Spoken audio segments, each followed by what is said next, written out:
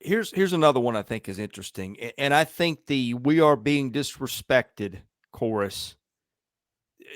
I've heard it some from Auburn. I mean, look, I think every SEC fan base feels like they're being disrespected. Alabama might even be able to say that a little bit this year. But Yeah. I think the two places I've heard it the loudest seem to be one, Columbia, South Carolina, Mm. and two, Starkville. And I don't think it's disrespect. I think it is just, it is a very balanced league. You have the transfer portal, which makes things harder to sort out than ever before because you don't know how things are going to come together or not come together. But State is one that I've heard it a lot. And look, there's a little bit more stacked against State, I think, than that fan base realizes. And I mean that is no disrespect, because I think that's a good team. I think every team in the West is probably a top 30, 35 team nationally, potentially. Probably so. Top 40 might be more like it. I've got a lot of questions about Auburn for reasons we sort of unwound already. But Yeah.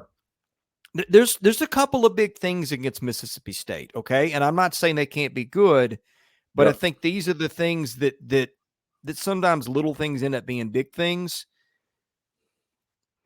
Zach Yeah. Arnett's first-year head coach. That's not always easy. They've got the tweaks, changes, whatever you want to call it, to the offensive season. And I think the Hmm. one that people don't talk about enough, they lost the best corner in the league, the NFL. Yeah. Manuel Having Forbes. a guy who can lock down receivers, I mean, that Yeah. is one of the bigger commodities.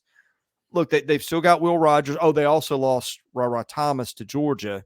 Yeah. Although they've got their receiving room has been pretty balanced there for a while. They Yeah. did add a good tight end, which they haven't had in a while. Hmm. That's a team that I think people in that fan base feel like is being disrespected. I don't see it as that way. I just think sometimes when you're trying to sort through teams, people take the easy way to say, hey, this is why it could fall apart, or that's why it could fall apart. Yeah. And State with them, there's a couple more things there than most teams with them, and I just think that's where people use that as a jumping off point. No, I completely agree with you. And from our viewer here, Mississippi State's been to 13 straight bowl games. Okay, yeah, they're gonna make it to 14 straight bowl games. I don't really have a doubt about that, to be honest with you. If you're a top 40 team nationally, which, as we said, we believe every team in the West is, you should make a bowl game, and I do think they will. Do I think they'll be at the top of the West? I don't. But Chris, you're totally right. Not only is Zach Arnett a head coach, but let's not forget, like, it's not like their previous coach got fired. I mean, that's pretty devastating about what happened to Mike Leach and whatnot. That takes a total effect on the players he was recruiting, the previous players of his last regime. I mean, that's some powerful, powerful stuff. And granted, they've had some time to grieve and mourn and adjust to new head coach Zach Arnett and what that may be. But I mean, people aren't talking about that enough, to be honest with you. People aren't talking about that. Their previous head coach passed away suddenly, like a sudden death.